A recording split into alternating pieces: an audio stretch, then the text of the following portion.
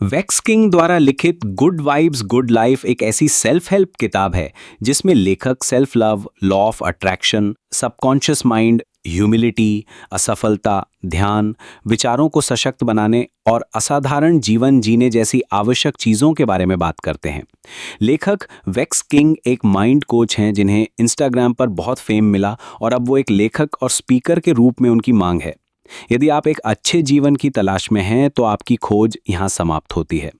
जब दुनिया इतनी अनिश्चितताओं से घिरी हुई है तो हम एक ऐसी किताब के बारे में बात करने जा रहे हैं जो आपको सकारात्मक रहने के फायदे, सकारात्मक दृष्टिकोण रखने के साथ साथ सकारात्मक रहने और खुद को बेहतर बनाने के तरीकों के बारे में बताएगी।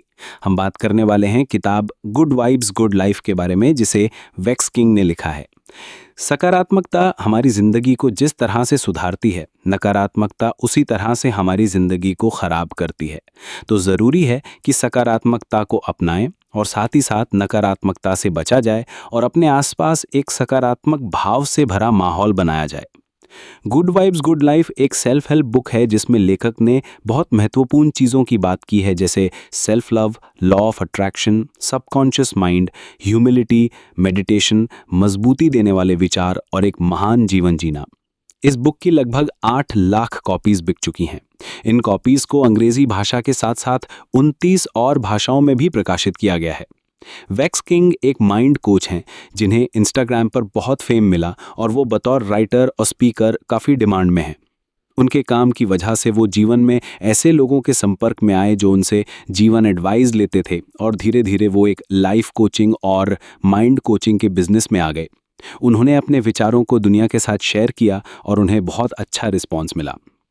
जब लेखक एक छात्र थे तो उनके परिवार के पास बहुत कम पैसे थे, इसलिए जब दोस्तों ने उन्हें अपने वकेशन पर आने के लिए कहा तो उन्हें पता था कि वो इसे अफोर्ड नहीं कर सकते। लेकिन फिर कुछ हफ्ते बाद उन्हें लगभग $650 का एक चेक मिला, लगभग उतना ही जितना लेखक को चाहिए। इसके पीछे क्या हो सकता है? लेखक का मानना था कि ये सब लॉ ऑफ अट्रैक्शन के कारण हुआ था।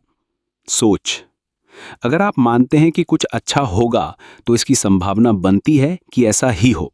यहाँ मुख्य मैसेज है कि लॉ ऑफ अट्रैक्शन के अनुसार आपके विचार आपकी वास्तविकता को तय करते हैं। इसका उल्टा भी सच है। अगर आप नकारात्मक विचार पर अपना ध्यान ले जाते हैं और सबसे बुरे की उम्मीद करते हैं तो आप इस संभावना को भी बढ़ाते हैं कि ये भी सच हो जाएगा। लेखक के केस में उन्होंने ये सोचते हुए पूरा वीक बिताया कि वो छुट्टी का खर्चा उठाएंगे और यूनिवर्स ने इस तरह उनको जवाब दिया। लेकिन चाहे उन्हें लॉ ऑफ अट्रैक्शन का इस्तेमाल करके थोड़ी बहुत सा कामयाबी मिली हो, लेकिन लेखक ने देखा कि उन्हें हर बार इससे मदद नहीं मिलती थी। ऐसा क्यों? उन्होंने महसूस किया कि चाहे वो सोच रहे थे लेकिन उनके विचार नेगेटिविटी के साथ आ रहे थे और इस कॉम्बिनेशन ने उन्हें और कंफ्यूज कर दिया। इस मुद्दे से निपटने के लिए वो खुद के एक नए लॉ के साथ आए जिसे उन्होंने लॉ ऑफ वाइब्रेशन कहा। इसके अनुसार जब आप रोमांचित होके एनर्जी रिसीव कर रहे होते हैं तो आपकी रियलिटी भी पॉजिटिविटी के साथ चार्ज हो जाती है और आप चीज़ों को अट्रैक्ट करते हैं। ये चीज़ मुश्किल लग सकती है लेकिन ये रियल साइंस पर आधारित है। इस बात के बारे में समझें कि यूनिवर्स में सब कुछ, जिसमें हमारा दिमाग भी शामिल है, वो एटम से बना है जो कि वाइब्रेट करते हैं। ये इस तरह से है कि हमारे थॉट्स और फीलिंग समेत बाकी सब कुछ भी वाइब्रेट होना चाहिए।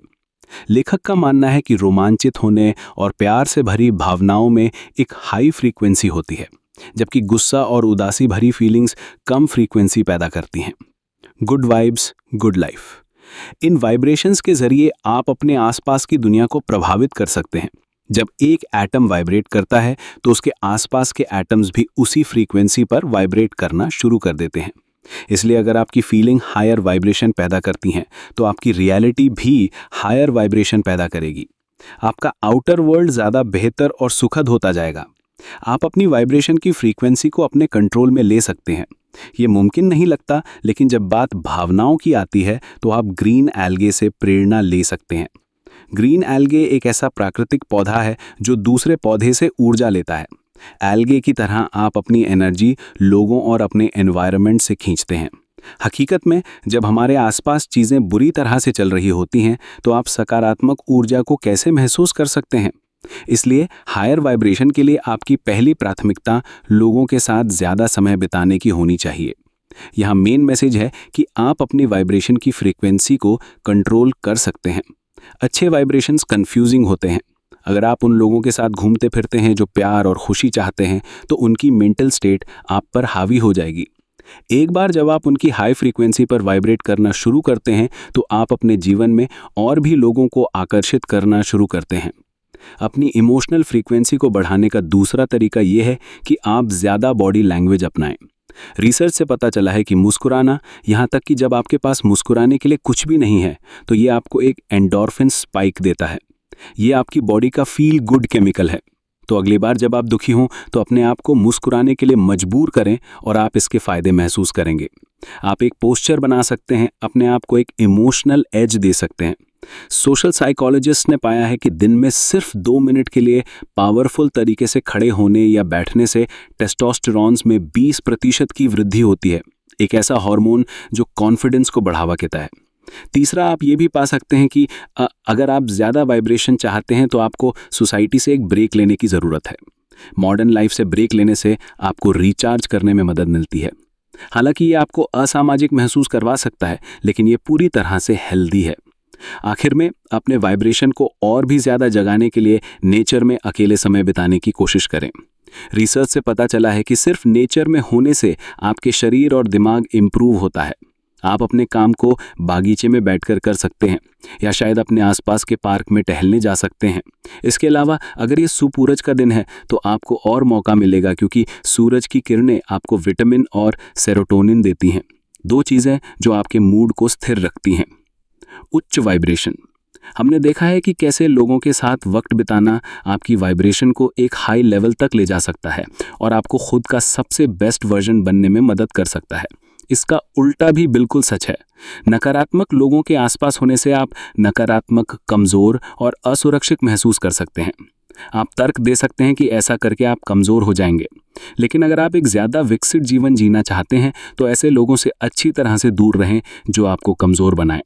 अगर आप खुद को ऐसी स्थिति में पाते हैं, तो अपने आप को ये ना बताएं कि आप कमज़ोर हैं और बुरा महसूस करने के दोषी हैं। लेकिन याद रखें कि अगर आप लोगों से संपर्क नहीं करते हैं, तो भी कुछ तो इनकी फ्रीक्वेंसी पर वाइब्रेट करना शुरू कर ही देंगे। जल्द ही आप अपनी लाइफ में दूसरे लोगों के लिए उनके बुरे वाइब्स पास करेंगे, और इससे पहले कि आपको इसका एहसास हो, आपकी रियलिटी नेगेटिविटी से भर जाएगी। आप खुद के पर्सनल डेवलपमेंट के बारे में सोचें कि आप में एक बहुत बड़ा पेड़ बनने की क्षमता थी। अगर आप एक नेगेटिव चीज़ में बदलते हैं, तो आप उस मजबूत पेड़ में विकसित नहीं हो पाएंगे जिसकी क्षमता आप में है। लेकिन जब आपको दूसरे नेगेटिव लोगों को एक्सेप्ट नहीं करना चाहिए, तो आपके लिए खुद के टॉक्सिक बिहेवियर को रिजेक्ट करना भी ज़रूरी है। जब हम लाइन से बाहर हो जाते हैं, तो अक्सर हम हमारे काम को जस्टिफाई करते हैं कि हम बुरे मूड में या परेशान थे। हम मानते हैं कि हमारे आसपास के सभी लोग ठीक कर रहे हैं और इससे हमें बुरा लगता है।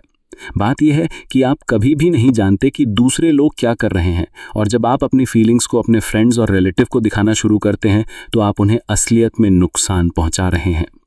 आरोप करने का खेल। अक्सर जब कोई हम पर उनकी फीलिंग्स को हर्ट करने का आरोप लगाता है, तो हम उन्हें बताते हैं कि हमने जो कहा या किया है वो बुरा नहीं है। हम जिम्मेदारी लेने से बचते हैं और हम उन्हें ही दोषी मानते हैं कि उन्होंने हमारे बर्ताव को गलत लिया।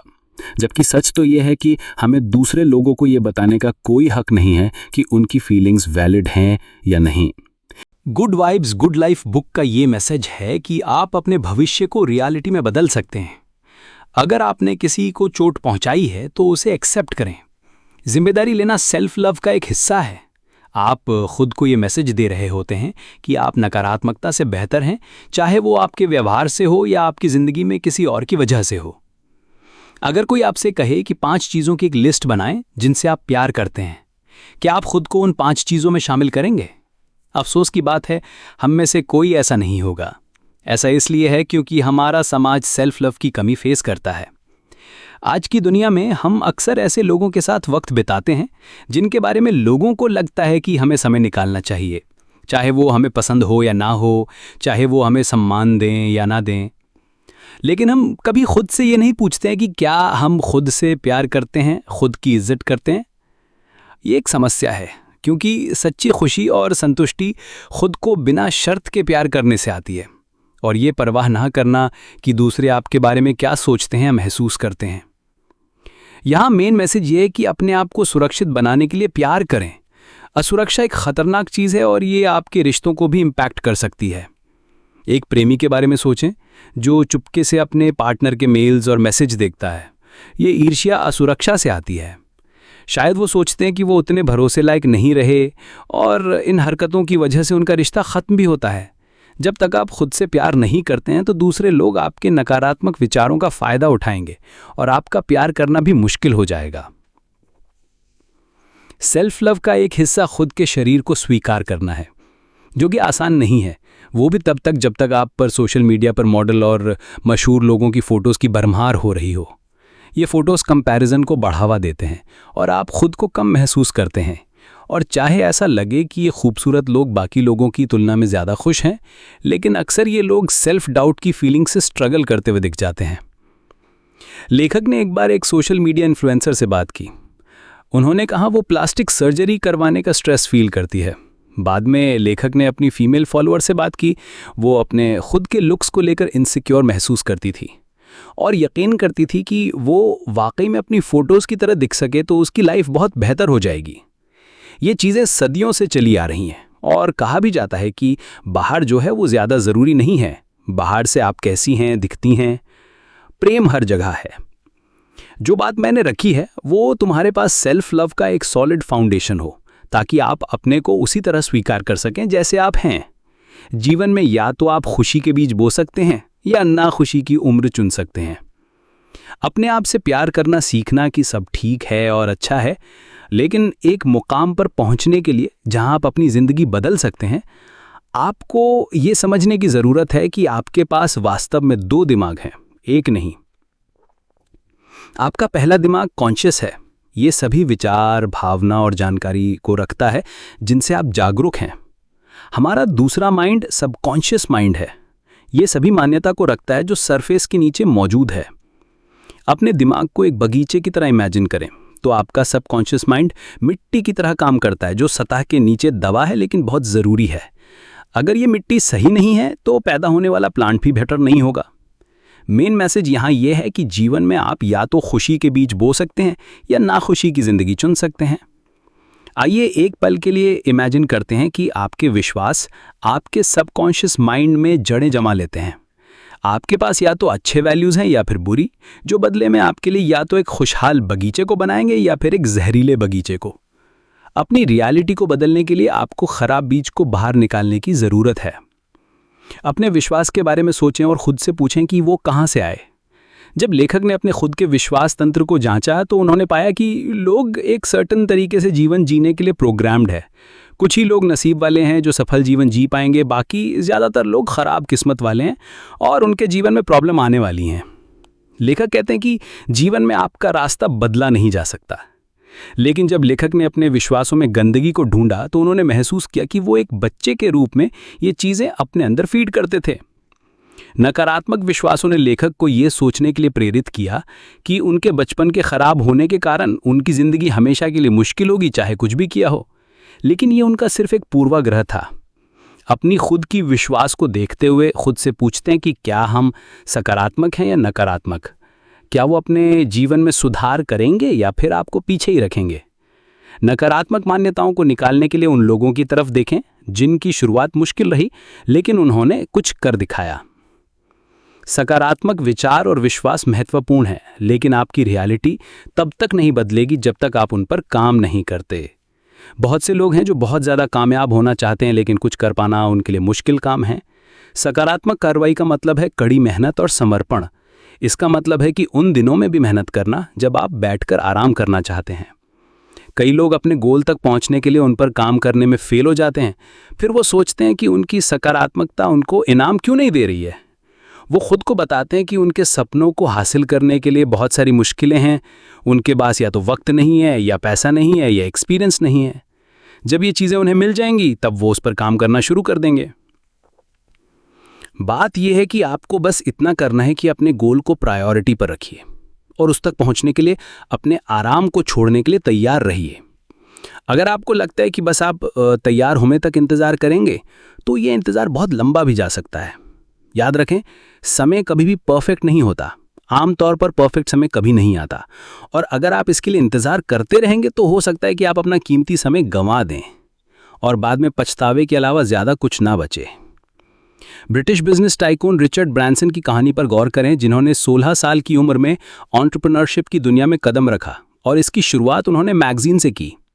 उन्हें कई लोगों ने बताया कि मैगजीन का बिजनेस करने के लिए उनके पास इतनी एक्सपर्टीज नहीं है, लेकिन ब्रांसन ने इस बिजनेस पर गिव अप नहीं किया और तब से लेकर अब तक अलग अलग तरह के 400 के तरीके बिजनेस किए हैं उन्होंने। अंतर, good vibes good life Hindi. जो सफल होते हैं और जो सफल नहीं होते हैं उनके बीच अक्सर एक ही चीज़ का अंतर होता है, वो ये कि सफल लोग अपने गोल की ओर काम करते रहते हैं, चाहे उन्हें ऐसा करने में तकलीफ आ रही हो। इसे ग्रिट कहते हैं। चाहे आप प्रेरित महसूस कर रहे हों या नहीं, आप अपने स्लीव को रोल करते हैं और आगे बढ़ते रहते हैं। जैसे जैसे वक्त बीतता है, आपका ये लगातार किया गया प्रयास आपको सकारात्मक परिणाम देते हैं।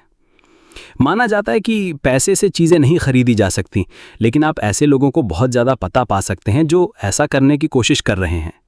शायद आप अपने गोल की ओर कदम उठाना चाहते हैं, लेकिन आप ऐसा करने के लिए प्रेरणा हमेशा नहीं ढूंढ सकते। इसे दूर करने का एक शानदार तरीका यह है कि आप अपने बड़े गोल को कई छोटे काम में तोड़ दें। मोटिवेशन में शामिल मेन केमिकल डोपामीन है। हर बार जब आप कुछ अचीव करते हैं तो आपको एक डोपामीन हिट मिलता है जो आपको चलते रहने के लिए इंस्पायर करता है। अपनी बड़ी महत्वाकांक्षा को छोटे छोटे टुकड़ों में तोड़ दें। जब जब आप उन छोटे गोल तक पहुंचेंगे तब तब आपको डोपामीन हिट मिलेगा और आप लगातार काम करते रहने के लिए प्रेरित रहेंगे। आप ये कंट्रोल नहीं कर सकते कि क्या होता है, लेकिन आप अपने रिएक्शन को कंट्रोल कर सकते हैं। रिचर्ड ब्रांसन की तरह आप अपने काम को कंट्रोल करने और अपने गोल की तरफ सकारात्मक कदम उठाने के लिए आगे बढ़ सकते हैं, लेकिन आप कभी भी अपने आसपास की दुनिया को पूरी तरह से कंट्रोल नहीं कर सकते। दुर्भाग्य से इसका मतलब यह है कि जीवन में कभी ना कभी हमें बुरे एक्सपीरियंसेस मिलेंगे, लेकिन जब बेस्ट चीज़ होती है तो आप विक्टिम बनने से इनकार करके सेल्फ लव को प्रैक्टिस कर सकते हैं। खुद को विक्टिम की तरह ना देखें, बल्कि खुद से प्यार करें। अच्छा बुरा सबके साथ होता है, लेकिन अगर आप विक्टिम माइंडसेट में फंस कर रह गए तो आपका सबकॉन्शियस माइंड आपको उसी तरफ ले जाएगा और वहां से वापसी करना बहुत मुश्किल होता है। ऐसा नहीं कि आपको दुखी नहीं होना चाहिए, लेकिन आपके पास इस बात का ऑप्शन है कि आप किसी सिचुएशन को किस तरह देखते हैं। और जैसा हमने देखा है कि आप जो भी चुनते हैं करते हैं वो आपकी वाइब्रेशंस को अफेक्ट करता है और एज अ रिजल्ट ये आपकी रियलिटी को भी इम्पैक्ट करेगा। अगर आप खुद को विक्टिम के रूप में देखना चुनते हैं तो आप हमेशा लो वाइब्रेट करेंगे। दूसरे शब्दों में, जिंदगी आपको विक्टिम के ही तरह रखेगी। दूसरी तरफ अगर आप अपने ख़राब एक्सपीरियंस को अपने पर्सनल ग्रोथ के अवसर के रूप में देखते हैं तो आप हाई फ्रीक्वेंसी पर वाइब्रेट करेंगे और ज़्यादा फ्रीक्वेंसी की एनर्जी को अपनी तरफ आकर्षित करेंगे। आप भविष्य में होने वाली बेहतर चीज़ों के लिए एक्साइटेड रहेंगे। बुरी चीज़ें अक्सर दुख देती हैं, लेकिन वो अक्सर आपको मजबूत ही बनाती हैं। याद रखें, जो भी चीज़ आपकी जान नहीं लेती वो आपको मजबूत ही बनाती है। खुद से कहें कि अगर कुछ बुरा भी हो रहा है तो मैं इसमें देखना चाहूँगा कि इसमें मेरे लिए क्या सीख है। अगर कुछ समस्याएं आई हैं तो उनसे ये नहीं कहें कि वो आपके जीवन में क्यों आई हैं, बल्कि उनका स्वागत करें और देखें कि आप उनसे क्या सीख सकते हैं। उन बातों को अपनी डायरी में नोट करें और समय मिलने पर उन्हें पढ़ें। आप अगर एक गलती दोबारा नहीं करेंगे तो इससे ही आपकी एफिशिएंसी कहीं ज़्यादा बढ़ जाएगी। और चाहे चीज़ें अच्छी हों या बुरी, वो आपको बेहतर ही बनाती हैं। बस शर्त यह कि आप उन्हें नकारात्मक ना लेकर सकारात्मक रूप से लें और हर जगह उनसे कुछ सीखने की कोशिश करें। मुझे आशा है कि आपने अपना सबक लिया होगा और अच्छे वाइब्स के साथ सोचने और अपने जीवन को सकारात्मक बनाने के लिए कार्रवाई करेंगे।